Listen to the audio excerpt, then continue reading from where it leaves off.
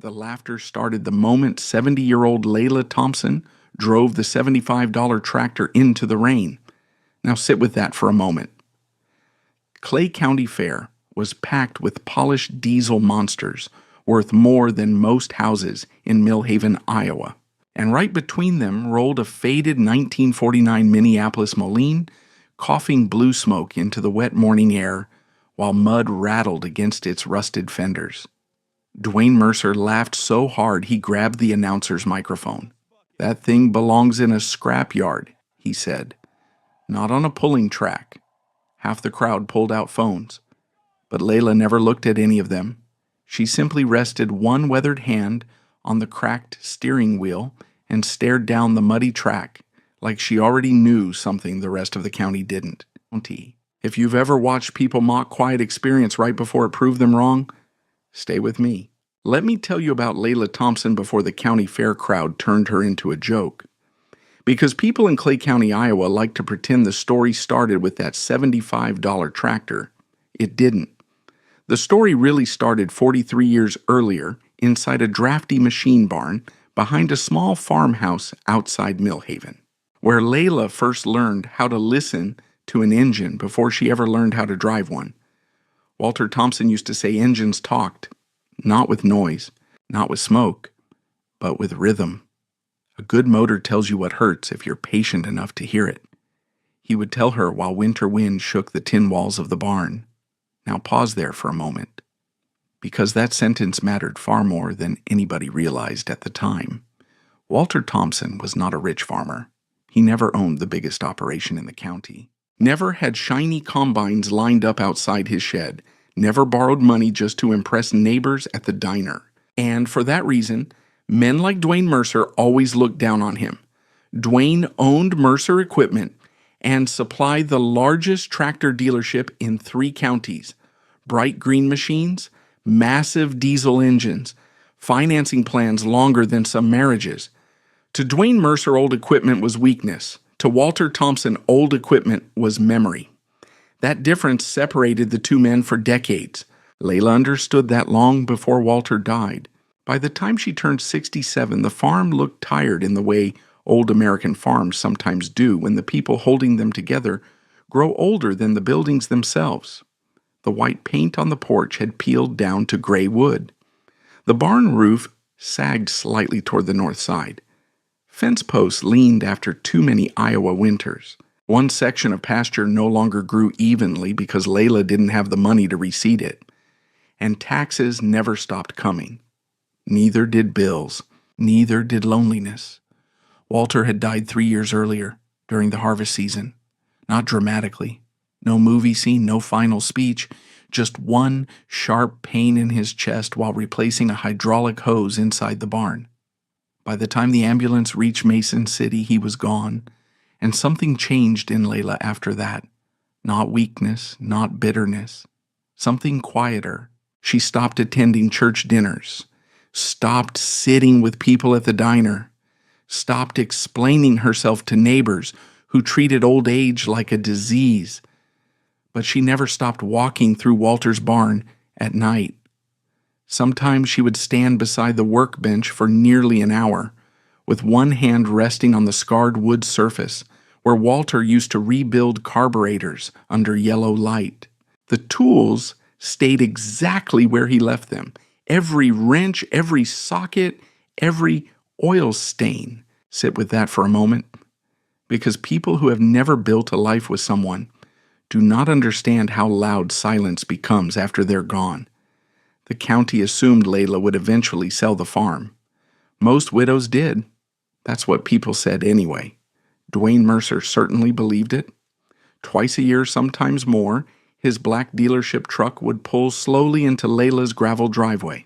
He would step out wearing spotless boots that had never seen real mud and offer to help her out. That was the phrase he liked. Help her out. What he really meant was this sell before the bank forces you to. Layla always refused politely. That irritated him more than anger would have, because Dwayne Mercer did not understand people who could live without impressing others. Then came the estate auction. Cold March winds swept across northern Iowa that morning, hard enough to sting exposed skin. Farmers stood around drinking weak coffee from foam cups, while auctioneers shouted numbers through crackling speakers. Layla almost didn't go. Truthfully, she only drove there because sitting alone in the farmhouse had started feeling heavier than weather. The auction belonged to the family of Earl Donnelly, an old farmer who had died during winter. Most of the good equipment sold early: large tractors, disc harrows, seed tenders, tools. By noon, people were already leaving. That was when Layla saw it. Behind a collapsing cattle shed, half buried beside weeds and frozen mud, a faded yellow and red Minneapolis Moline Z from 1949. Rust climbed the fenders. One rear tire sagged nearly flat. The seat had split open decades ago. Rainwater sat inside the cracked metal pan like a bird bath. Nobody even looked twice at it. One teenager laughed and asked if the thing belonged in a museum. Another man said it was probably worth more melted down than running, but Layla walked toward it slowly. Very slowly. Like someone approaching an old horse nobody else noticed was still breathing. Now let me pause here, because this next moment is where the entire story truly began. Most people hear an engine. Layla heard compression. She wrapped both weathered hands around the crank and pulled gently. The engine resisted. Not much, but enough. And her eyes changed immediately. There are moments in life when experience whispers something invisible to everybody else in the room. This was one of those moments. Layla crouched beside the tractor and ran her fingers along the block beneath layers of grime, original casting, heavy rear housing, long drawbar frame, simple transmission. Her heartbeat quickened slightly, not from excitement, recognition. Walter had once spent 2 straight evenings explaining why certain old Minneapolis Moline tractors pulled better in wet ground than modern high-horsepower machines. Most people chase speed. Walter chased traction. And suddenly Layla could hear his voice again, as clearly as if he stood beside her in the mud. Power don't matter if the ground can't hold it. The auctioneer barely hid his amusement when bidding opened. "Who'll give me $100 for this antique beauty?" Nobody answered. Wind rattled loose tin nearby. Someone coughed. The auctioneer lowered his voice. 75. Layla lifted one hand. People laughed immediately. Not cruel at first, just dismissive. But then somebody recognized her. "Well, I'll be damned," an older farmer muttered. "Walter Thompson's widow bought herself a corpse." Another voice answered louder. Maybe losing Walter finally scrambled her judgment. That one hurt. You could see it in her eyes. Not because she cared what they thought about her, but because grief becomes ugly when strangers turn it into entertainment. Still, Layla said nothing. She signed the papers quietly. $75. That was the entire price. Less than a monthly pickup payment. Less than a dealership repair bill. Less than what most men at that auction spent taking clients to steak dinners.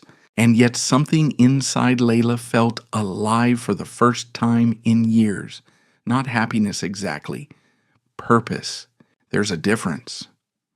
As evening settled across Iowa farmland, Layla chained the old tractor behind her weathered Ford pickup and began the slow drive home toward Millhaven.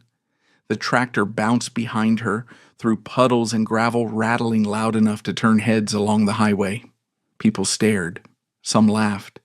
One teenager filmed her at a stoplight. But Layla never looked back at any of them. She kept her eyes forward while sunset spread across the fields like burning copper.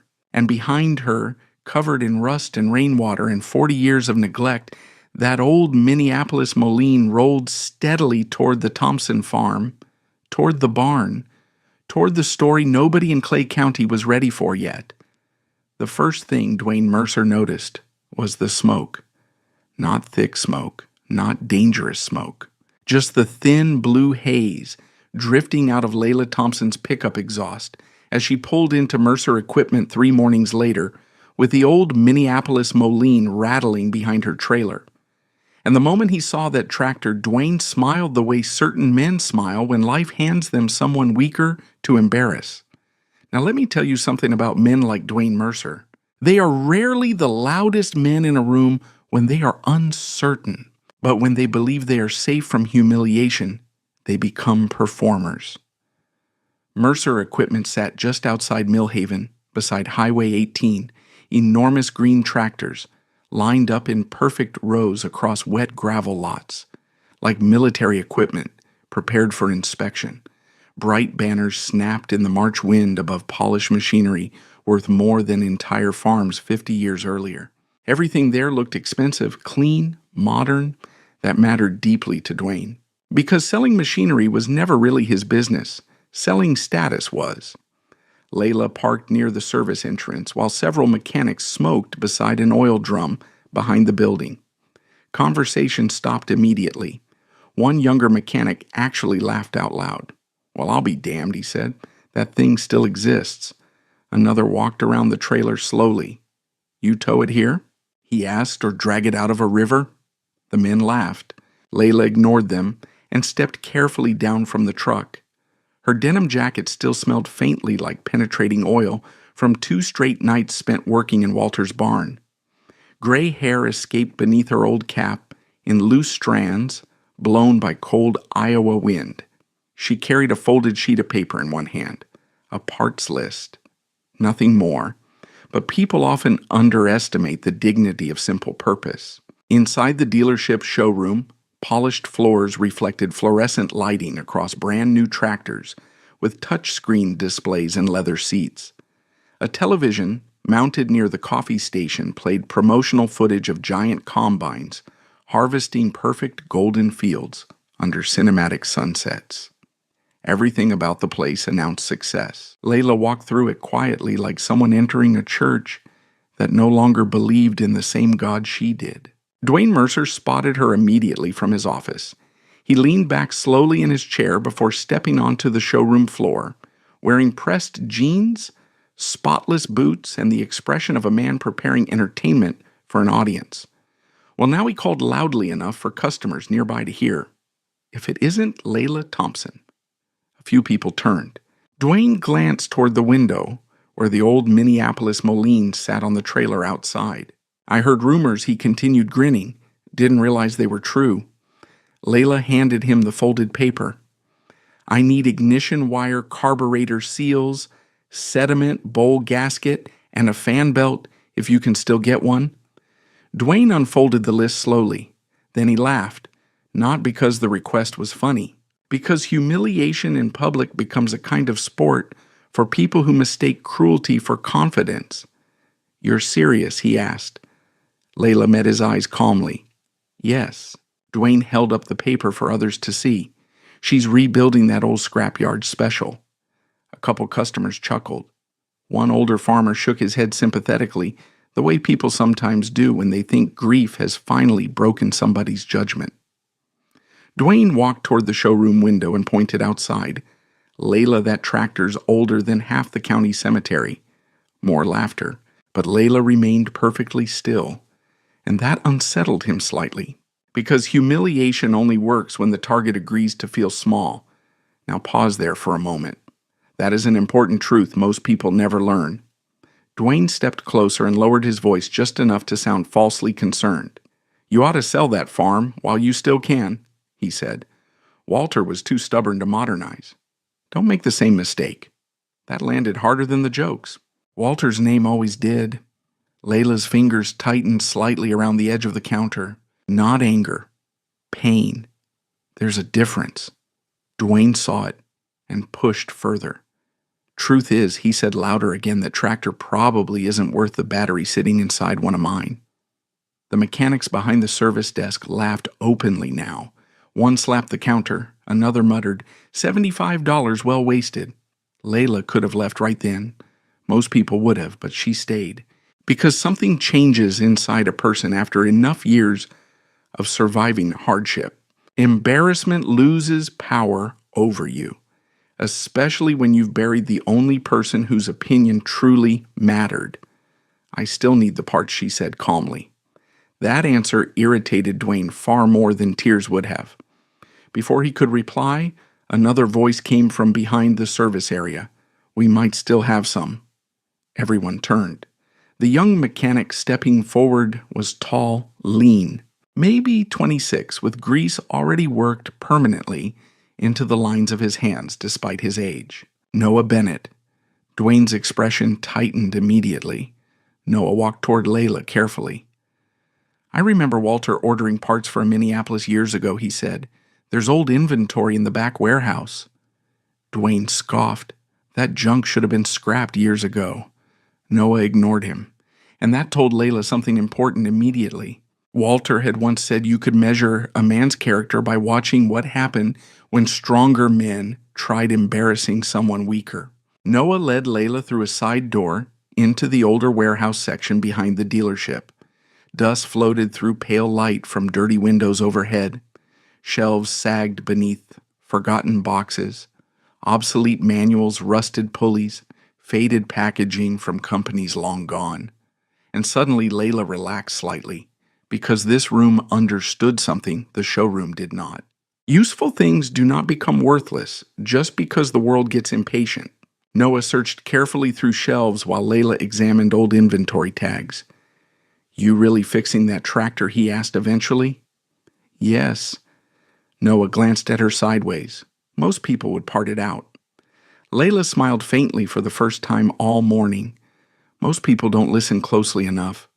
That answer stayed with him. After several minutes, Noah found nearly everything on the list. Old stock ignition wire, a matching gasket kit buried in unopened packaging from the 1980s, correct belt size, even the right sediment bowl assembly.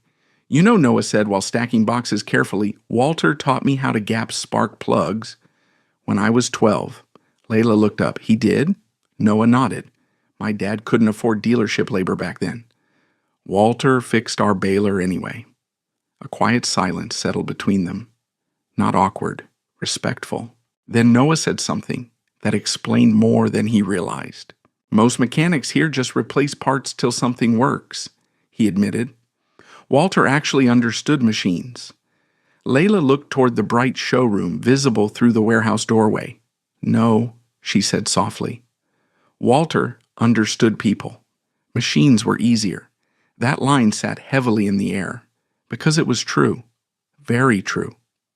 When they returned to the front counter carrying parts, Dwayne looked irritated to see Noah helping her. You seriously digging through the dead inventory for this, he snapped.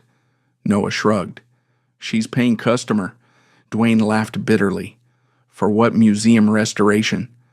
Then he leaned toward Layla again. Tell me something honest, he said.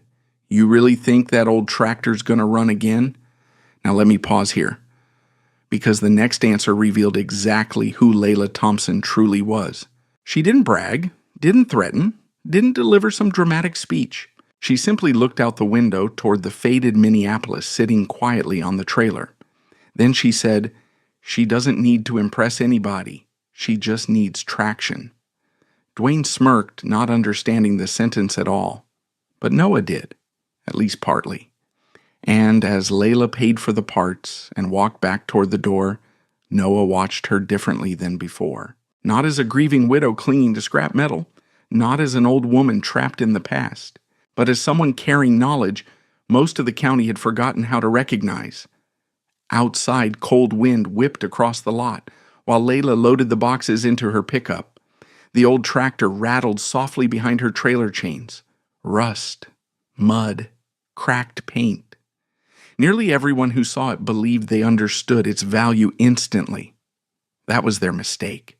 And somewhere deep inside the Thompson barn, waiting beyond the edge of Millhaven, beneath dust and silence and years of grief, something old was beginning to wake up. The barn lights came on every night at exactly 7:15. People in Millhaven started noticing that before they noticed anything else, not because they cared about Layla Thompson. Small towns simply notice patterns, especially lonely ones, especially aging ones. From the road, the Thompson barn glowed dim amber against the dark Iowa fields, long after neighboring farmhouses went quiet. Sometimes the lights stayed on past midnight, sometimes until 2 in the morning, and sooner or later people began talking. She's still out there with that tractor. Heard she's trying to make it run. Walter used to keep better hours than that. Grief makes people do strange things. Now, let me tell you something important.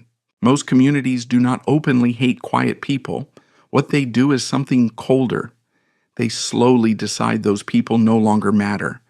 That is what had happened to Layla after Walter died, until the tractor appeared. Suddenly, people remembered she existed again. Only now they remembered her as entertainment. Inside the barn, however, something very different was happening. Layla worked methodically beneath yellow hanging lights, while March wind groaned through gaps in the old wooden walls. The Minneapolis Moline sat stripped open at the center of the concrete floor, like a patient undergoing surgery. The hood leaned against one wall. Fuel lines rested neatly on cloth towels. Bolts sat grouped carefully in coffee cans labeled with black marker. Nothing chaotic. Nothing careless. Walter Thompson would never have tolerated careless work. Neither would Layla. Noah Bennett arrived just after sunset on the fourth night carrying 2 cheeseburgers wrapped in paper and a small toolbox under one arm. He stopped in the doorway for a moment before speaking. The scene inside surprised him, not because the tractor was disassembled, because Layla worked like someone 30 years younger, focused, precise, calm. Country radio played softly somewhere near the workbench, while she cleaned carbon buildup from the cylinder head with a brass brush. "You eat?" Yet Noah asked. Layla glanced up briefly. "No." He handed her one of the burgers. "Thought you might forget." That almost made her smile. Almost. Now pause there for a moment, because kindness becomes unusually powerful when given without pity. Most people treated Layla carefully after Walter died. Soft voices, sad eyes, condolences stretched too long. Noah didn't. He simply treated her like somebody still capable. That mattered more than he knew. The two of them ate standing beside the tractor while rain tapped lightly against the barn roof. "You really think she'll run?" Noah asked finally. Layla wiped grease from her hands onto an old red rag. "She'll run."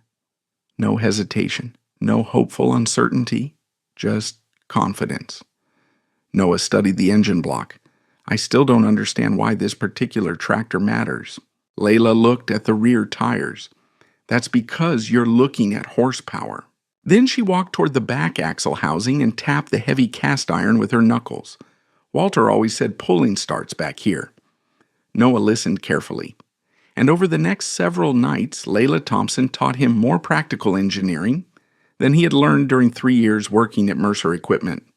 Not through lectures, through work. They rebuilt the carburetor together at the scarred wooden bench Walter once used. Layla showed Noah how tiny imperfections inside fuel passages could starve an engine under load. They replaced cracked ignition wire, adjusted valve lash, drained sludge black oil thick as syrup from the crankcase. One night, Noah spent 40 straight minutes fighting a seized bolt before Layla quietly handed him a candle. He looked confused. "What's this for heat the housing?" she said. 10 seconds later, the bolt broke free effortlessly. Noah stared at her. Layla shrugged. "Machines tell you what they need if your pride shuts up long enough." Walter used to say almost the same thing. And slowly, night after night, Noah began understanding something uncomfortable. Mercer Equipment sold machinery. Walter Thompson had understood machinery. Those were not the same skill. One windy evening, while rain hammered the roof hard enough to drown conversation, Noah found Layla sitting alone at the workbench, staring into an old spiral notebook. Walter's handwriting filled every page. Measurements, torque notes, field conditions, weather observations, drawbar heights, gear ratios. Noah stepped closer carefully. "This all from tractor pulls?" Layla nodded slowly. "County pulls? State pulls? Farm exhibitions?" Mostly back in the 70s. Noah flipped through pages covered in neat mechanical sketches. Walter tracked all this, every pull he ever entered. Now let me pause here, because what Noah discovered next changed the way he saw the entire project. Tucked inside the notebook were pages devoted specifically to wet clay pulling conditions. Not engine modifications, traction behavior, weight distribution, tire pressure notes, ground bite angles. Walter had spent decades studying how tractors transferred force into muddy ground. And suddenly, Noah realized something enormous. Layla wasn't rebuilding this machine for nostalgia. She was building it for a purpose. "You're planning to enter the county poll," he said quietly. Layla didn't answer immediately. Outside thunder rolled across Iowa farmland. Finally, she said, "Yes." Noah stared at her like she'd announced plans to fight a tornado. "Layla, those guys bring purpose-built machines, I know. Mercer's demo tractor alone has 3 times the horsepower. I know. You really think this old Minneapolis can beat them?" That made Layla finally look directly at him. And for the first time since Noah met her, there was fire behind her eyes. Not anger, conviction. "Everybody keeps talking about power," she said softly. "Nobody talks about control anymore." Silence settled heavily inside the barn. Then Layla opened Walter's notebook to one marked page. A diagram showed weight transfer across muddy surfaces during pulling load. Walter had underlined one sentence twice. "More power is useless when the ground breaks first." Noah read it again slowly. And suddenly, he understood why Layla had bought this particular tractor. Heavy rear housing, long wheelbase, low-end torque, stable frame. Not flashy, not fast, but incredibly steady in wet ground. Walter had recognized it decades earlier, and Layla remembered. That realization sent a chill through Noah stronger than the storm outside, because it meant this entire county had mistaken quietness for ignorance. Meanwhile, Layla Thompson had been carrying 40 years of accumulated mechanical knowledge silently inside her head, while people treated her like a lonely widow waiting to disappear. That happens more often than society likes admitting, especially to older women, especially in places where experience becomes invisible once hair turns gray. A few nights later, Curtis Hale stopped by the barn uninvited. Curtis had farmed neighboring land for years and considered himself the kind of man entitled to opinions about everybody else's business. He stepped inside laughing before the screen door even closed. "Well, I'll be damned," he announced loudly. "You really are rebuilding the thing." Layla kept tightening a fuel fitting without looking up. Curtis circled the tractor slowly. "She still ain't worth the scrap price." Noah stiffened slightly, but Layla remained calm. Curtis pointed toward the notebook on the bench. "You know Mercer says this whole thing's becoming county entertainment." Still no reaction. That irritated him. "Folks think you're trying to relive Walter's glory days." At that, Layla finally stopped working. Not angry, just tired. "You know what the problem is with men like Dwayne Mercer?" she asked quietly. Curtis smirked. "What's that they think buying expensive things makes them understand them?" Curtis chuckled dismissively, but Noah didn't, because he had started realizing she was right. Very right.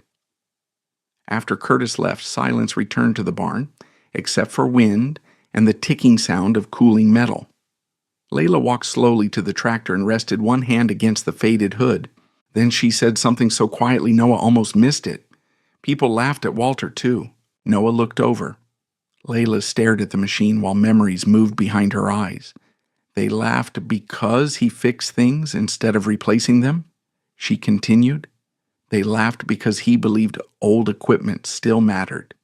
Her fingers traced a rusted edge gently, but Walter understood something this county forgot.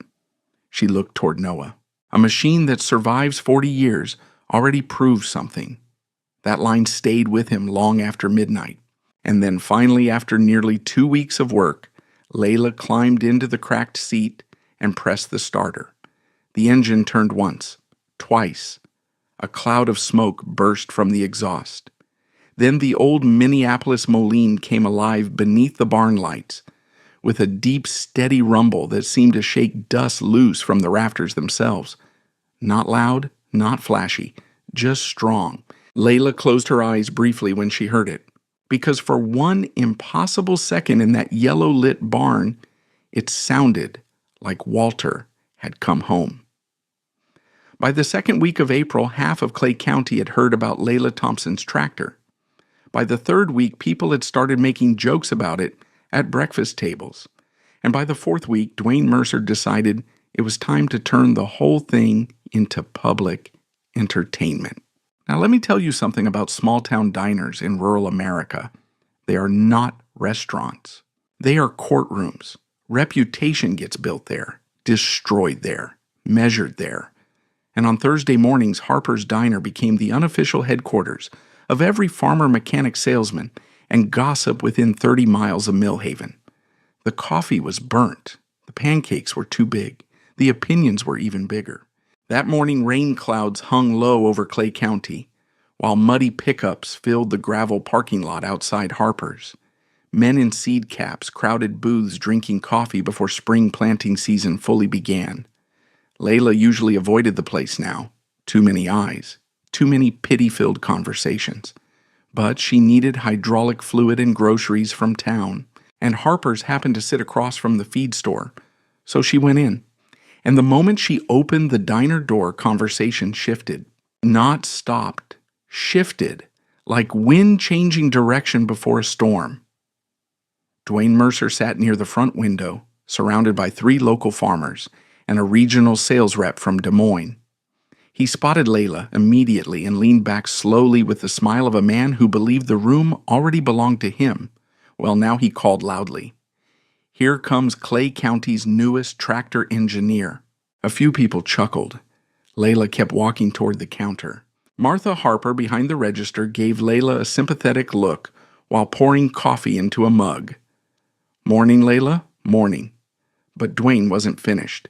You get that museum piece running yet? He asked. Layla sat quietly at the counter without turning around. Somewhat. That answer triggered another round of laughter. Now pause here for a moment, because people often mistake calmness for weakness right before they discover its discipline. Dwayne stood and walked closer, carrying his coffee cup like a man stepping onto a stage. I heard you and Noah Bennett are out there every night rebuilding history. Noah's name caught attention immediately. Several men glanced at each other. Mercer Equipment employees weren't supposed to spend evenings helping customers restore antique tractors, especially not tractors embarrassing the dealership's image. Layla finally turned slightly toward him. Noah's learning. Dwayne smirked. Learning how to waste time. More laughter. But this time something different happened. Layla didn't shrink from it, didn't avoid eye contact. She simply looked at Dwayne steadily enough that his grin weakened almost imperceptibly. Then she asked, You entering the county poll this year? The diner quieted instantly, because now the conversation had teeth. Dwayne recovered quickly. Mercer Equipment's sponsoring it. That wasn't what I asked. A few older farmers looked up from their breakfast now. Dwayne smiled again, sharper this time. Of course I am. Then he leaned closer. You planning on bringing your scrapyard special? Layla lifted her coffee calmly. Yes. The diner exploded.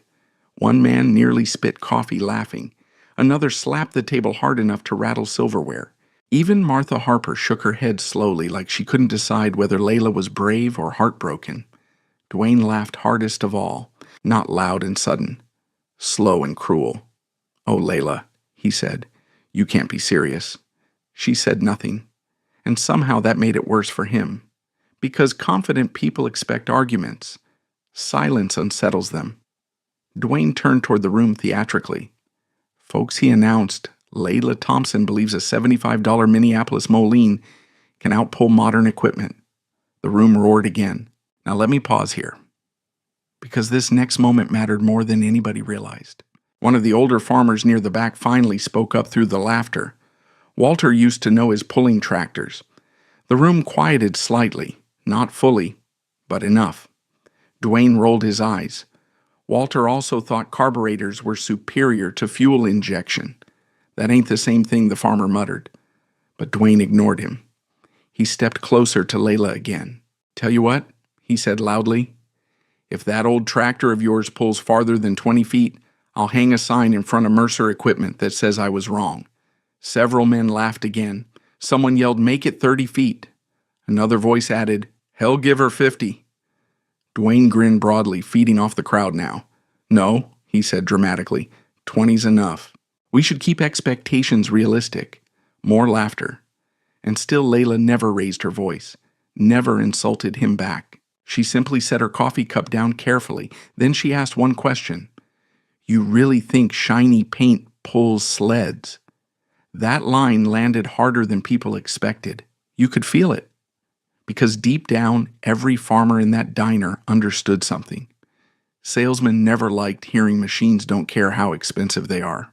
Dwayne chuckled dismissively. Horsepower pulls sleds. Layla shook her head once. Not in wet ground. Now the room grew quieter, not silent, interested. Dwayne noticed it too, which immediately irritated him, so he pushed harder. "You know what I think," he said. "I think losing Walter made you hold on to the past so tight you stopped seeing reality. That one hurt. Deeply." Martha Harper actually looked uncomfortable. Several people lowered their eyes. Even Noah Bennett, who had just entered through the diner door carrying rain on his jacket, froze when he heard it. Layla looked down into her coffee for several seconds before answering, and when she finally spoke, her voice stayed calm enough to make the entire diner listen.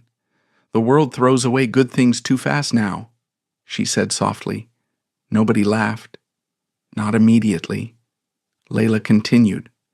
"Walter understood that." Then she stood slowly from the counter stool. He understood machines. Her eyes moved across the diner, and he understood people. Silence. Cold. Uncomfortable silence, because suddenly the room realized something ugly. Most of them had spent weeks mocking a grieving widow simply because she refused to act defeated in the approved way. Dwayne sensed the shift instantly and tried reclaiming control. "Well," he said loudly, "guess we'll all get a good laugh at the county fair." Layla reached the door before stopping one final time. Without turning around, she said, "No, Dwayne." Another silence. Then she looked back over one shoulder. "You'll get a lesson." And for the first time since this entire thing started, Dwayne Mercer stopped smiling completely. Outside wind bent the American flags along Main Street, while dark clouds rolled across Iowa farmland. Noah hurried after Layla into the parking lot. "That was a bad idea," he said once he caught up. Layla loaded grocery bags into the pickup calmly. "What part?" Calling him out publicly. "I didn't call him out, you know what I mean." Layla looked across town toward the distant water tower above Millhaven. "Noah," she said quietly. "Men like Dwayne Mercer have spent their whole lives believing money makes them smarter than everybody else." She shut the truck door. "But tractors don't care about ego." Rain began tapping lightly against the hood. Noah hesitated before asking the question bothering him most. "You really think you can beat him?" Layla stared at the gray clouds gathering above the county. Then she said something that made Noah's stomach tighten. "I think if it rains hard enough." She replied softly, "He's already beaten himself." Now sit with that for a moment. Because hidden inside that sentence was 40 years of experience nobody else in Clay County had bothered respecting.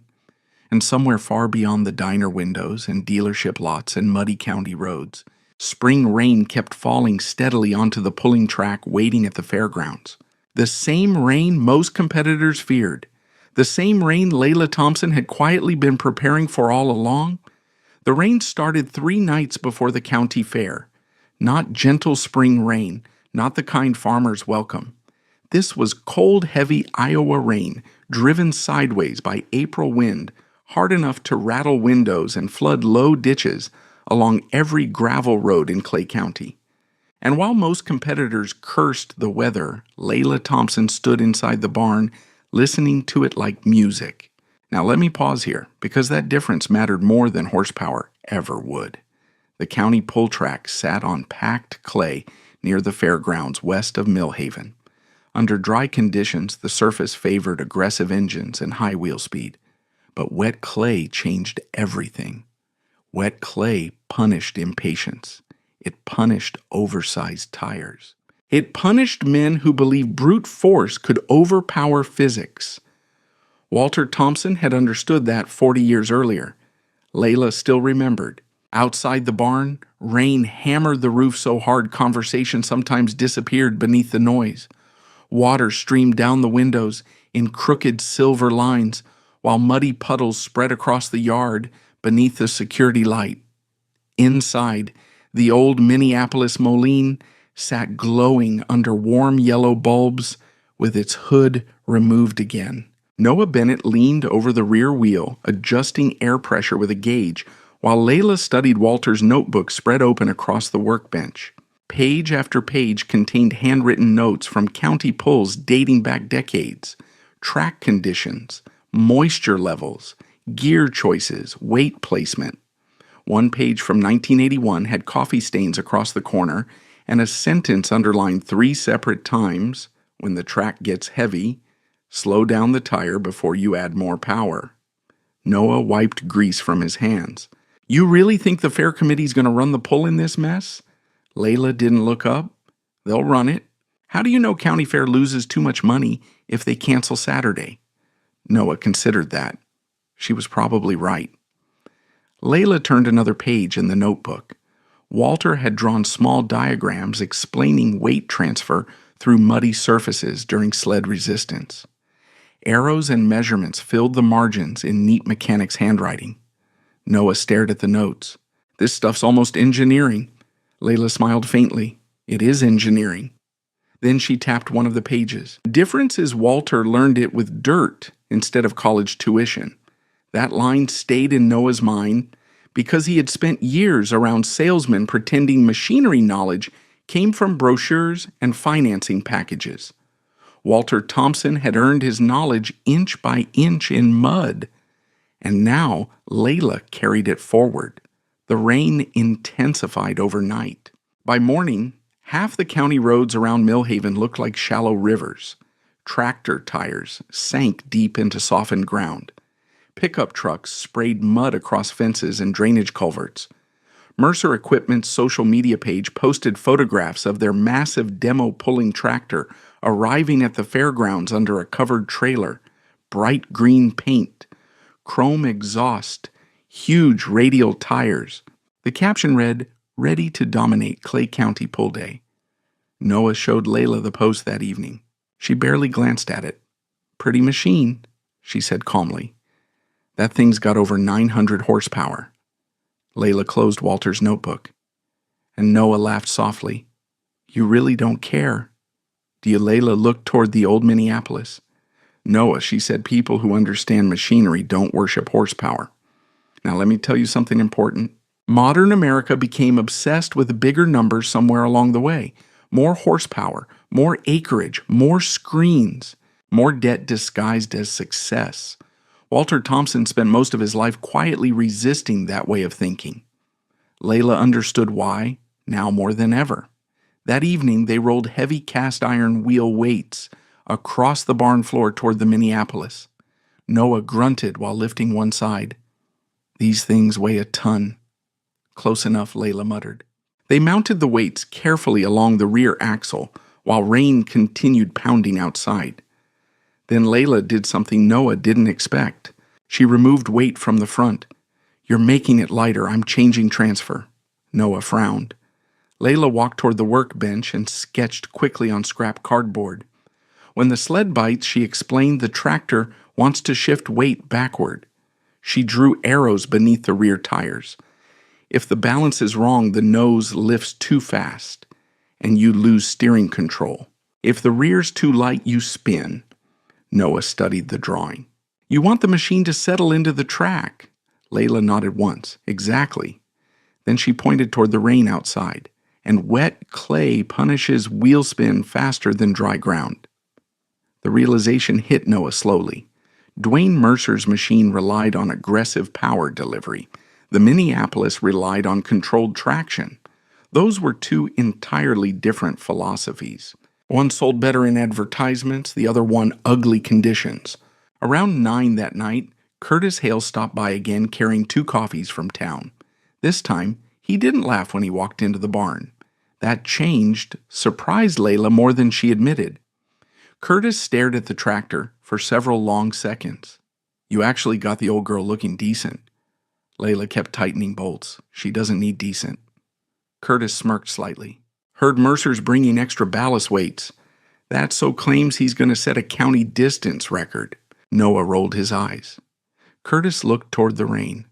Truth is, though, he admitted slowly, track's probably going to turn ugly. Layla finally looked up. Ugly tracks tell the truth.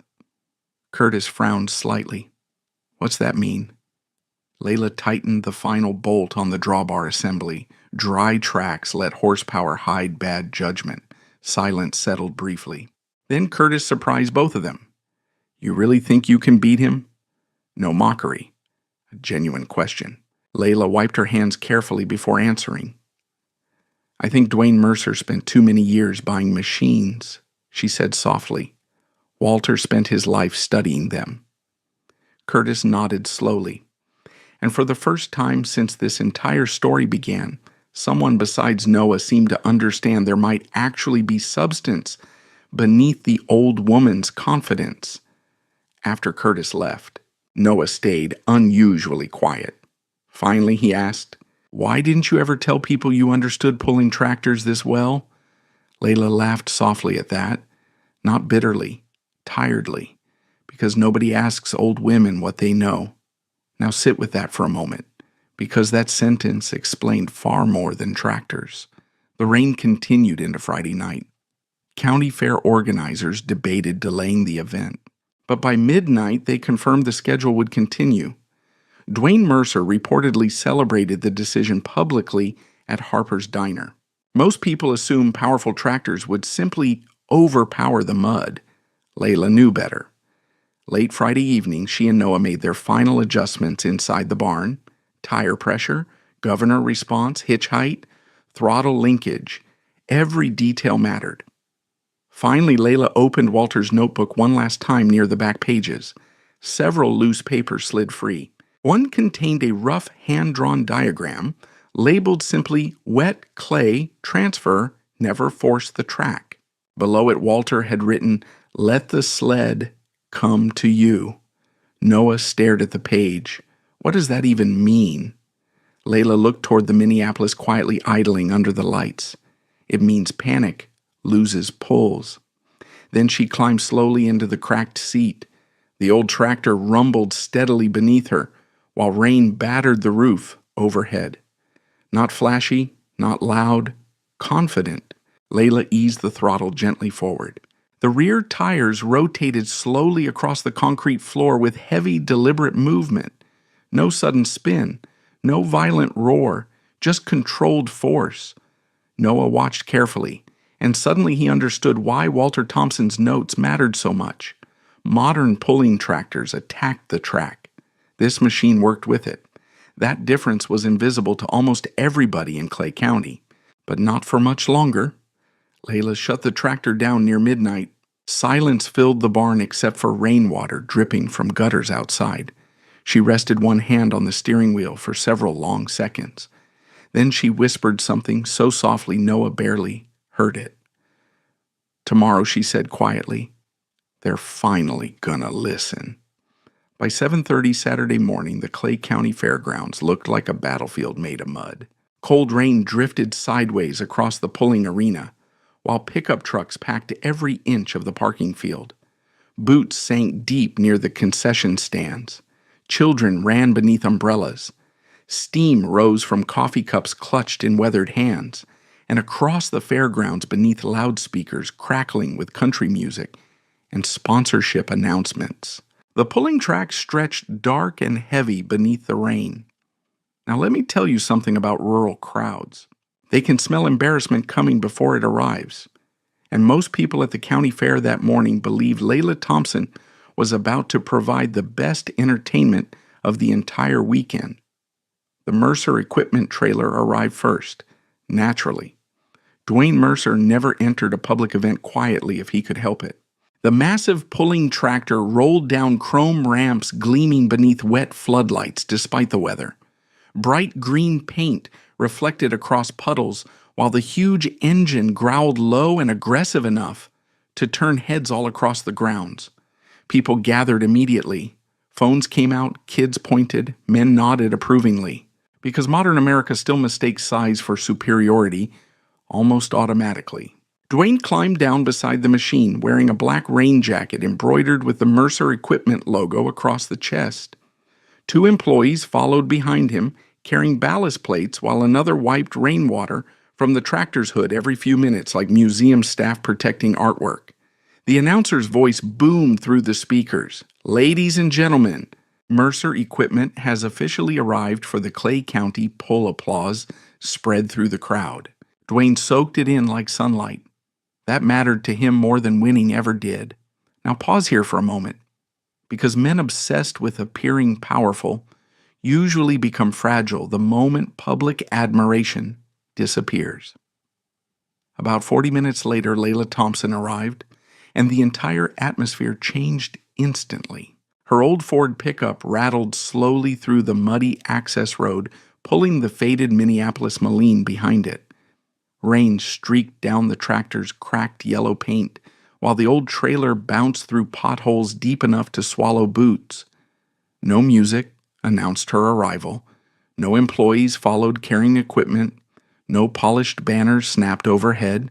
Just Layla, Noah Bennett, and a $75 tractor most people still considered a joke. The laughter started before the pickup even stopped moving. Someone near the grandstand shouted, "Hey, Layla, scrapyard's the other direction." Several men burst out laughing. Another yelled, "You, charging admission for the museum exhibit."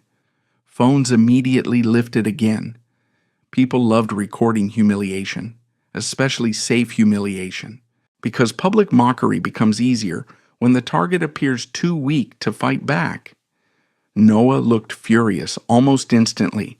Layla didn't. She simply parked near the staging area and shut off the truck.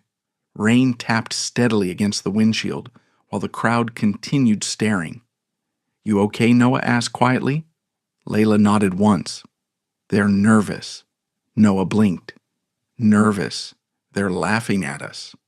Layla looked toward the pulling track. Same thing sometimes. That answer stayed with him, because deep down, he suspected she might actually be right. The Minneapolis rolled slowly off the trailer ramps with a metallic clank that sounded ancient beside the thunderous diesel engines warming up around the fairgrounds. And yet something happened the moment the tractor settled onto the mud. A few older farmers stopped laughing. Not many. Just enough. Because older farmers recognize balance differently than younger men do. They notice the rear stance, the weight distribution, the tire shape. One older man near the fence narrowed his eyes slightly and muttered, Walter knew what he was doing with that setup. Another nodded slowly. Dwayne Mercer noticed them talking immediately, and he didn't like it. So naturally, he escalated. The announcer stood beneath the shelter platform near the track, while competitors lined up in order. Dwayne walked over carrying coffee and said something quietly into the man's ear. A moment later, the loudspeaker crackled again. "Well, folks," the announcer laughed. "Looks like we got ourselves a little history lesson today. Miss Layla Thompson has entered a 1949 Minneapolis Moline against modern pulling tractors." Crowd laughter exploded again. The announcer continued, "Now, personally, I think this machine retired before Elvis joined the Army." More laughter. Even some officials smiled. Noah clenched his jaw hard enough to show through his face. Layla only adjusted her gloves. Then the announcer delivered the final line, "Somebody better keep a tow chain ready." That one brought the loudest laughter yet. Now let me pause here, because humiliation works differently on people who already survived real pain. Layla Thompson had buried her husband, watched debts pile up, spent years eating dinners alone inside a quiet farmhouse, while the world moved on without Walter. Compared to that, laughter from strangers carried very little weight. Dwayne walked toward her through the rain, wearing the satisfied grin of a man controlling the room. "You still got time to back out," he said. Layla checked the drawbar pin calmly. "No." Dwayne glanced toward the Minneapolis. "You know what's going to happen out there." Layla looked up at him. "Yes." Something in her eyes unsettled him slightly. Not fear, certainty. And certainty becomes uncomfortable when directed at people built entirely from ego. Dwayne forced another laugh. Hope you brought enough gas to make it 20 feet. Layla wiped rainwater from the steering wheel. Hope you brought enough traction. That answer hit harder than Dwayne expected, because suddenly he remembered something he had spent weeks ignoring. The track looked terrible. Rainwater sat in long, dark grooves across the pulling lane. Mud clung thick beneath boots. Every few minutes, a maintenance tractor dragged the sled back, leaving deep ruts behind. This was no longer a horsepower track. This was survival. The first few competitors confirmed it immediately. One high-powered modified tractor launched aggressively down the lane before the rear tires spun violently and dug holes deep enough to spray mud over the barriers. Distance collapsed. Another machine fishtailed sideways before losing grip entirely. A third snapped traction halfway through the pull and died in roaring frustration. Each failure made the crowd quieter, not silent, concerned. Dwayne watched carefully from beneath the shelter near the starting line. His confidence remained outwardly strong, but Noah noticed something important. He had stopped smiling quite as much. Because men who rely on dominance start panicking when conditions stop obeying expectations. Layla noticed it too. She sat quietly on the Minneapolis while rain gathered along the brim of her cap. The old tractor idled deep and steady beneath her, with none of the violent roaring coming from modern engines nearby. No frantic throttle bursts. No dramatic smoke clouds. Just rhythm. Walter's rhythm. Now sit with this for a moment. Every person at that fairgrounds believed the Minneapolis looked weak because it sounded calm. But experienced people understand something younger crowds often miss. Real strength rarely needs theatrics. An older woman carrying hot chocolate stopped beside Noah near the fence. "That Layla Thompson?" she asked quietly.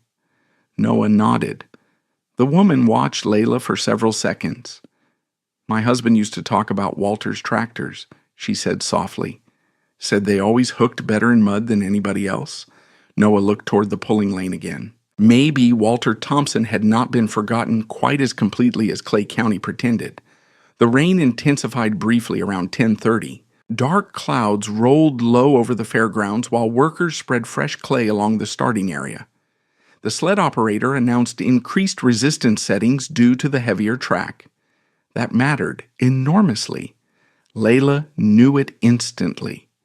Dwayne pretended not to care, but Noah saw him arguing quietly with one of his mechanics near the ballast weights. Too much power now risked catastrophic wheel spin. Too little aggression meant dying early in the pull. The track had become complicated, dangerously complicated. And suddenly Layla Thompson no longer looked ridiculous sitting atop that faded Minneapolis Moline. She looked prepared. The lineup moved forward slowly through the rain. One by one, competitors failed to meet expectations. One by one, the crowd grew quieter. And finally, the announcer's voice echoed across the wet fairgrounds once again. "Next up." Mercer Equipment. Applause erupted immediately. Dwayne climbed confidently into his massive pulling tractor while cameras lifted across the crowd. The engine roared like thunder. Mud vibrated beneath the tires. And 50 yards away, Layla Thompson watched calmly from the seat of a $75 tractor, while rain slid silently down the brim of her cap, waiting. The roar of Dwayne Mercer's tractor shook rainwater loose from the grandstand roof. Now let me tell you something about loud machines. They create confidence long before they create results. That Mercer pulling tractor sounded unstoppable sitting at the starting line. Exhaust thundered upward through chrome stacks while spectators crowded the fence with phones raised high above muddy jackets. Even the announcer sounded excited. Folks, his voice boomed through the speakers. "This right here is what modern pulling power looks like." The crowd answered with cheers. And honestly, at first it looked like they were right. Dwayne eased the massive tractor forward while the sled chain tightened behind him with a violent metallic snap. The front tires lifted slightly. The engine screamed. Mud exploded backward beneath the giant rear tires, and the machine launched. People shouted immediately. Distance markers disappeared one after another beneath the tractor's aggressive charge while rain whipped sideways across the track. For the first 40 feet, it looked unstoppable. Even Noah Bennett felt doubt creeping into his stomach. Jesus, he muttered under his breath. Because raw horsepower is seductive. It always has been. The Mercer tractor clawed forward, violently throwing rooster tails of mud 10 feet into the air while the crowd roared louder with every yard. Dwayne grinned from inside the cab. You could see it even through the rain. That grin of a man already rehearsing victory in his head. Now pause here, because this is exactly where arrogance becomes dangerous. At around 60 feet, the sled weight box crept forward. The track changed instantly. Wheel speed stayed high, too high. The rear tires began digging deeper instead of moving forward. Mud thickened beneath the lugs.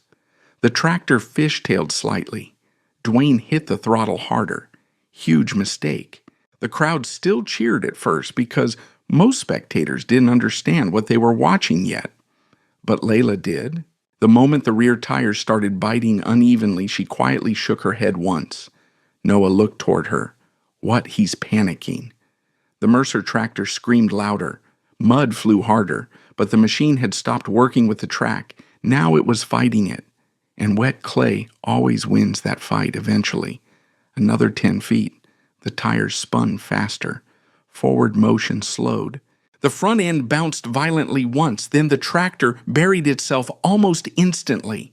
The engine roared at full fury while the sled dug downward behind it like an anchor dropped into the earth itself. And suddenly all that horsepower meant absolutely nothing. The machine stopped dead. Silence hit the crowd strangely fast. The engine kept screaming another few seconds before Dwayne finally throttled down in frustration. Steam rose from the hot exhaust into the cold rain. Distance officials marked the pole. Respectable. Strong even. But nowhere near the dominating performance everybody expected, and perhaps worst of all for Dwayne Mercer. The track had exposed him publicly. Now let me tell you why. A bad pull in perfect conditions can be blamed on luck. A bad pull in mud reveals judgment. Dwayne climbed down from the tractor visibly angry. One of his mechanics approached immediately, but Dwayne waved him away hard enough to splash mud. Track's garbage, he snapped loudly. Several spectators nodded automatically, but not all of them. Some older farmers near the fence exchanged quieter looks now, thoughtful looks, because they had seen what really happened. Too much throttle, too much wheel speed, too much ego. Layla watched the entire thing without speaking. No celebration, no smug expression, just observation. The announcer tried recovering enthusiasm as the next competitors lined up, but the mood had shifted slightly now. People weren't laughing as much anymore. They were studying the track. One modified diesel after another attempted aggressive pulls through worsening conditions, and one after another failed. Some spun out early, some lost steering. One machine bounced so violently the crowd gasped when the front tires slammed sideways back into the mud. Every failed attempt carved deeper ruts into the track. Every pass made conditions heavier, harder, slower. Exactly the kind of surface Walter Thompson spent decades studying. By late morning, the fairgrounds no longer felt playful. Rain soaked through jackets, mud-coated boots halfway to the ankles. The crowd huddled tighter beneath umbrellas and awnings, while officials scraped the track repeatedly, trying to preserve consistency. And sitting quietly near the staging lane, the old Minneapolis Moline continued idling with steady, patient rhythm beneath Layla Thompson. No revving, no theatrics, no smoke show, just confidence. Now sit with this for a moment. The very thing people mocked about the tractor was slowly becoming its greatest advantage. It wasn't trying to overpower the track. It was built to survive it. Noah leaned closer beside Layla, while another competitor lost traction halfway down the lane. You really knew this would happen. Layla kept her eyes on the mud. I hoped. You sound disappointed. that surprised a faint smile out of her. Hoping and knowing ain't the same thing. Another tractor failed, then another. By 11:30, the leaderboard still belonged to Dwayne Mercer, but suddenly his distance looked vulnerable instead of unbeatable. And Dwayne knew it. He stood beneath the shelter near the officials' table, watching every pull with folded arms and tightening jaw. Rainwater dripped from the brim of his cap while frustration slowly replaced confidence. Because now the county wasn't admiring him. They were evaluating him. That difference terrified men like Dwayne Mercer more than failure itself. The announcer's tone had changed too. Less joking now, more cautious. Track's definitely getting tricky out there, folks. No kidding. One older farmer near Noah muttered quietly, "Need a tractor that hooks steady now." Another answered, "Need a driver who understands mud." Those comments mattered. Because only a few hours earlier, nobody in the crowd would have connected either sentence to Layla Thompson. Now they were starting to, slowly, reluctantly. The lineup shortened, rain continued, and eventually the official waved toward Layla. "You're up next." The crowd turned almost as one. For a brief moment, nobody spoke. Then scattered laughter returned nervously from parts of the grandstand. Not confident laughter anymore. Defensive laughter. There's a difference. Layla eased the Minneapolis forward toward the starting line, while the old engine rumbled deep beneath her. Chunk, chunk, chunk, slow, steady, ancient, and somehow more intimidating now than before. Mud clung thick to the rear tires as the tractor rolled into position beside the sled. The announcer forced a cheerful tone. "Well, folks, looks like it's finally time for our $75 miracle machine." A few chuckles answered him. Not many. Noah noticed that immediately. People weren't sure anymore. That uncertainty spread through the crowd like cold wind. Layla stopped at the starting line and looked down the muddy lane stretching ahead beneath gray Iowa skies. Ruts scarred the clay deeply now. Most competitors saw disaster in those ruts. Layla saw information, weight transfer points, soft zones, grip sections. Walter used to say muddy tracks told stories if you learned how to read them. And suddenly sitting atop that faded Minneapolis Moline, while rain tapped softly against her cap, Layla Thompson looked less like an old widow clinging to scrap metal, and more like the only person there who truly understood the ground beneath them. The chain crew hooked the sled. Metal clanked sharply against the drawbar. Noah stepped backward toward the fence, heart hammering harder than he expected. Dwayne Mercer crossed his arms tighter. The crowd leaned forward. The old Minneapolis idled low and steady beneath Layla. Then, for the first time all morning, she touched the throttle. Not aggressively, not dramatically, just enough. The engine answered with a deeper rumble that rolled across the rain-soaked fairgrounds like distant thunder. And suddenly nobody was laughing anymore.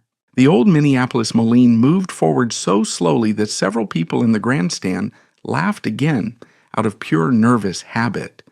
Not cruel laughter this time, uncertain laughter, because people laugh when they no longer understand what they're seeing. Now let me tell you what made the moment so strange. Every tractor before Layla Thompson had attacked the track. Huge throttle, violent wheel speed, mud flying everywhere. But the Minneapolis moved like it understood patience. The chain tightened behind the tractor with a metallic jerk. Layla eased the clutch forward carefully. No sudden roar, no dramatic launch, just movement, steady movement. The rear tires compressed into the wet clay while the engine settled into a deep, rhythmic growl that rolled across the fairgrounds softer than Dwayne Mercer's machine, but somehow heavier. Chunk, chunk, chunk. The sled began sliding behind her. At first the crowd barely reacted. The tractor looked too slow to impress anybody. Noah Bennett stood near the fence, gripping cold steel rail with muddy hands while rain soaked through his jacket. He noticed it first. The tires weren't spinning. That mattered. Every powerful machine earlier had clawed violently at the surface until the mud gave way beneath them. Layla's tractor wasn't tearing the track apart. It was gripping it, like an old draft horse leaning into a harness. 5 feet, 10 feet, 15, still no violent wheel spin. The announcer's voice lost some confidence. Well, she's moving surprisingly well here. Dwayne Mercer crossed his arms tighter beneath the shelter. His expression had changed completely now. No smile, no amusement, because suddenly he recognized the danger. Not danger to the leaderboard, danger to his image. Now pause here for a moment. Because powerful men can survive losing, what they cannot survive comfortably is public realization. And public realization was beginning to spread through Clay County one muddy inch at a time. Layla kept both hands calm on the wheel, while rain tapped steadily against her shoulders. The tractor continued crawling forward. Not fast enough for spectacle, but perfectly balanced. Walter Thompson's notebook sat folded inside the pocket of her jacket, wrapped in plastic against the rain. She didn't need to read it anymore. She could hear Walter's voice inside the engine itself. Never panic a working machine. The sled weight box crept forward. Resistance increased sharply. Several spectators leaned closer now. The Minneapolis slowed further. Chunk, chunk, chunk. But it did not lose rhythm. That was the difference. Noah watched the rear tires carefully. The lugs flexed against the clay without digging aggressively downward. Instead of throwing mud high into the air, the tires compressed the surface and kept moving. Controlled transfer, controlled torque. Exactly what Walter had spent decades studying. 20 feet. The crowd grew quieter. 30. No laughter now, only rain. 40. The announcer stopped joking entirely. Ladies and gentlemen, Layla Thompson is still moving. No kidding. 50 feet. The Minneapolis passed the distance where several high-horsepower competitors had already failed. And suddenly something changed across the fairgrounds. People started standing up, not cheering yet. Watching, really watching. Because now the old tractor no longer looked ridiculous, it looked correct. Now let me tell you something beautiful about truth. It does not arrive loudly most of the time. It arrives slowly, quietly, then all at once. At 60 feet, Layla passed the exact spot where Dwayne Mercer's tractor had started losing control. Noah looked toward Dwayne instinctively. Mercer's face had gone pale beneath the rain, because he understood the numbers. He understood traction. And worst of all, he understood exactly what the crowd was beginning to realize. Walter Thompson had been right all along. Layla eased the throttle slightly. Not more power, less panic. The Minneapolis responded instantly. Chunk, chunk, chunk, steady. The sled dug deeper. The track turned uglier. Mud piled ahead of the sled pan like wet concrete. And still the old tractor moved. The crowd finally erupted, not mocking anymore, shouting, real shouting. Come on, Layla, keep pulling. Look at that old girl go. Noah felt chills despite the cold rain. Because the emotional shift happening across that fairgrounds had almost nothing to do with tractors anymore. People were watching a woman they dismissed reclaim dignity right in front of them. And deep down, everybody understands dignity, even if they fail to protect it in others. 70 feet. The Minneapolis reached Dwayne Mercer's mark. The crowd exploded completely now. Men who laughed at Harper's Diner were suddenly yelling themselves hoarse near the fence. Farmers slapped the rails. Children climbed onto benches. Even the announcer sounded stunned. She just tied Mercer equipment. Dwayne stared motionless at the track. Rainwater streamed down the brim of his cap unnoticed. For the first time in years, maybe decades, he looked like a man realizing money could not purchase control over a moment. Now sit with this for a moment. Everything Dwayne Mercer built his reputation around suddenly looked fragile. Bright paint, big engines, showmanship. Meanwhile, a grieving widow with a $75 tractor and 40 years of accumulated knowledge kept moving through the mud. 72 feet, 74. The sled grew brutally heavy now. The Minneapolis finally began struggling. The engine lugged deeper. The front tires trembled lightly. Noah's stomach tightened. He could hear strain entering the motor. So could Layla. And suddenly she remembered something Walter once told her during a pull in Mason County back in 1983. The moment you panic, he said, you stop listening. That memory hit her hard enough she almost smiled. The crowd screamed for more throttle, more speed, more power. But Layla ignored them completely.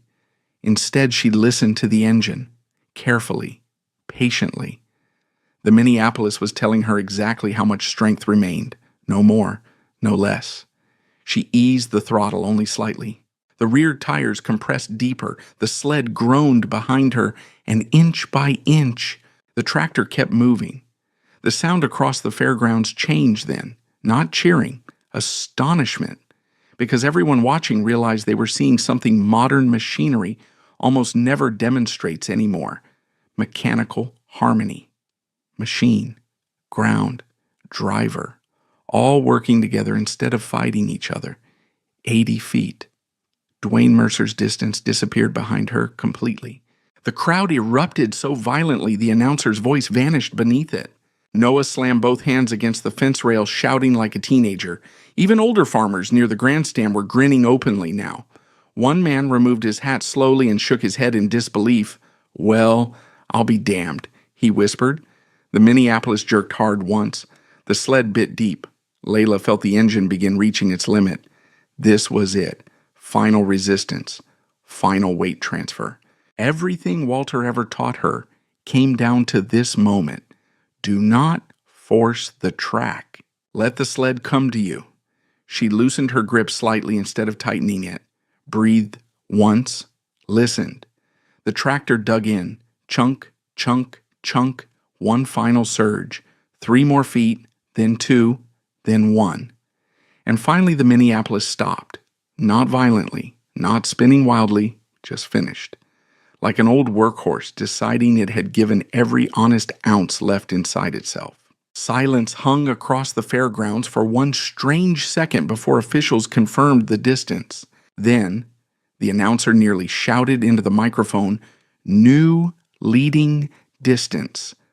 The crowd exploded, completely exploded. People pounded fences. Whistles cut through the rain. Men who mocked Layla days earlier now screamed her name across the track. Noah felt tears sting his eyes unexpectedly, because this was never just about winning. It was about vindication, respect, justice delayed long enough to become unforgettable. Layla shut the Minneapolis off gently. The old engine coughed once and settled into silence beneath the rain. Then she rested one weathered hand against the cracked steering wheel exactly the way she had in Walter's barn. No celebration.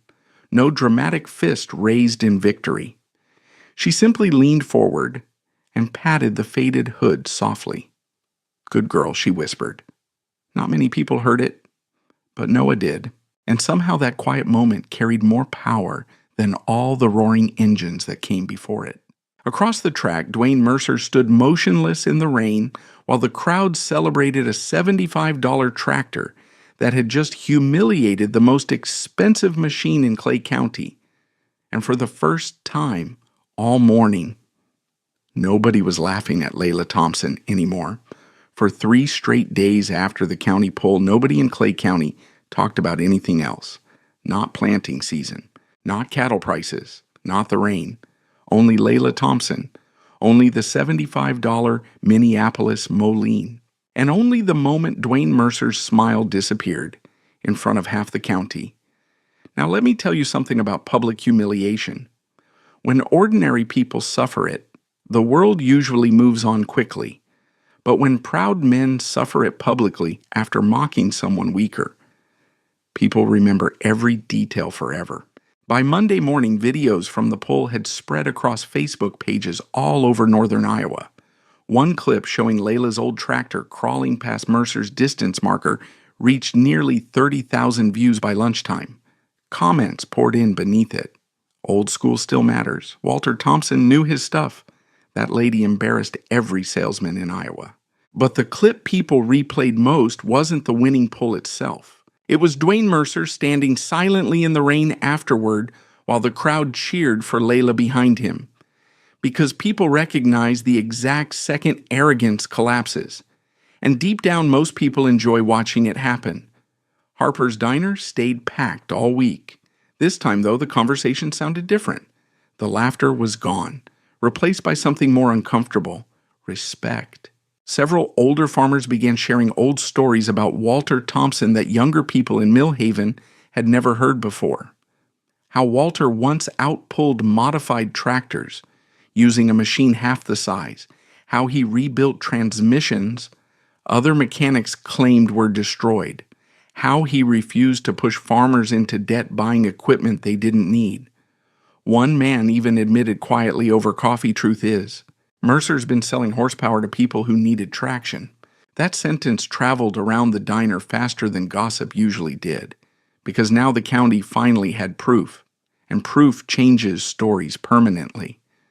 Meanwhile, Layla Thompson returned to her farm Monday morning exactly like she always had. No victory parade, no interviews, no dramatic speeches. She fed chickens before sunrise, repaired a broken gate near the west pasture, and cleaned mud from the Minneapolis beneath the barn lights.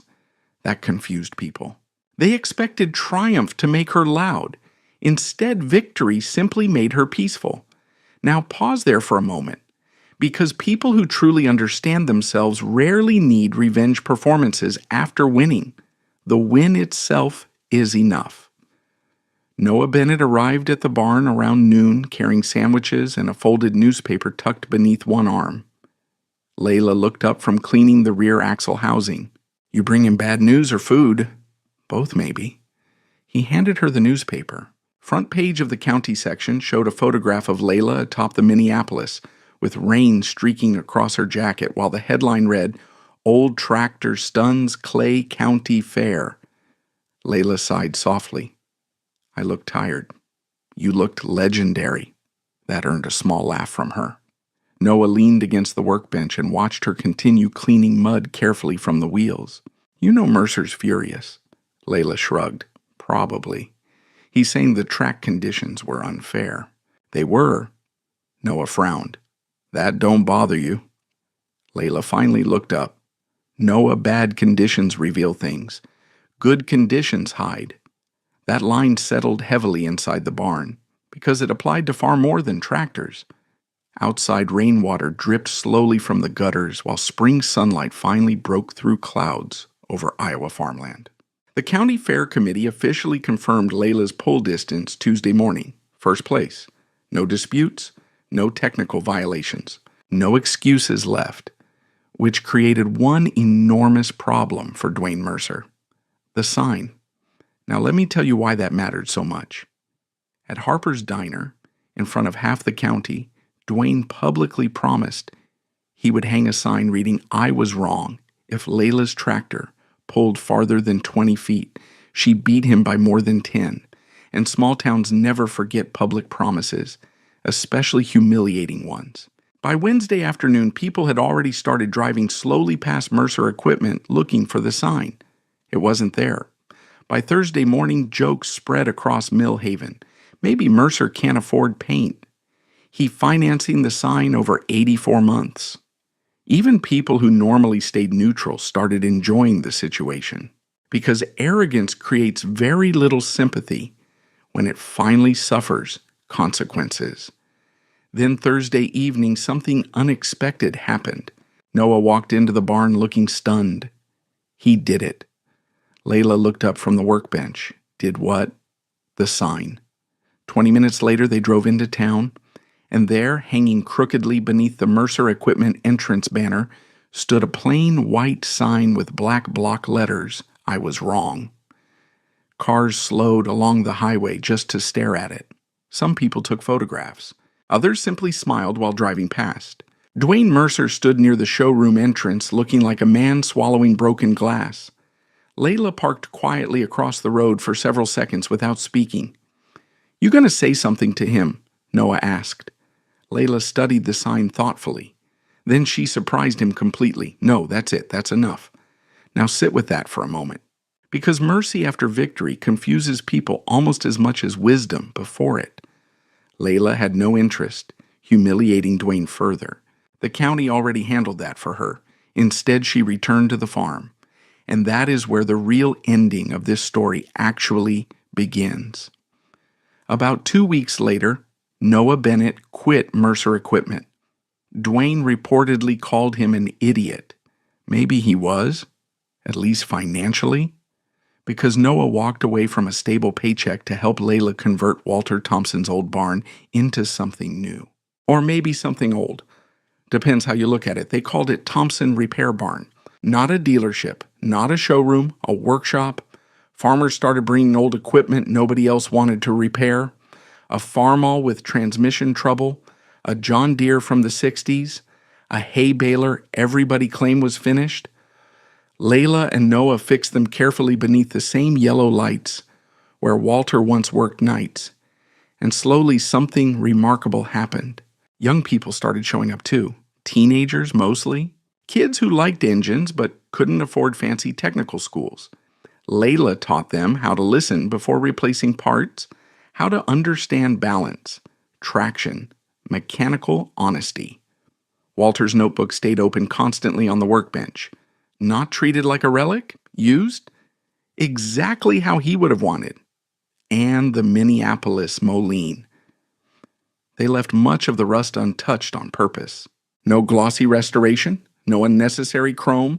The scars mattered, because scars prove survival. Several months later, one of the local schools invited Layla to speak during an agricultural education event. She almost refused. Then Noah convinced her. A teenage boy asked her the final question that really mattered. Why didn't you buy a newer tractor? Layla stood quietly for a moment before answering. Then she looked across the gymnasium full of students and farmers and teachers. Because, she said softly, people throw away good things too quickly now. Complete silence filled the room. She continued. Machines, farms, knowledge, even people. No one moved. And sometimes, she said, the world laughs at things simply because they survived long enough to look old. That line spread across Clay County almost as widely as the tractor pull video itself. Years later, people still talked about the rainy Saturday when Layla Thompson dragged a $75 tractor farther through the mud than the richest machine in the county.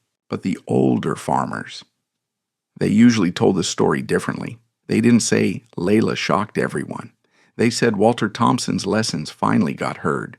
And every spring after that, when rain turned Iowa clay heavy and difficult, somebody at Harper's Diner would eventually glance out the window and mutter, "Power don't matter if the ground can't hold it." Then another old farmer would smile quietly into his coffee. Because some lessons arrive too early for people to appreciate them the first time. And some victories become legends precisely because they took so long to earn. Now let me leave you with this. If there's something in your life people keep laughing at because it looks old, outdated, too slow, too quiet, don't rush to throw it away just because the world stopped respecting it. Sometimes wisdom survives in places pride refuses to look, and sometimes the people who seem forgotten are carrying knowledge powerful enough to humble an entire crowd. If this story meant something to you, tell us in the comments about a person, skill, or lesson others underestimated but later proved valuable. And if you believe quiet experience still matters in this world, subscribe and stay with us for the next story.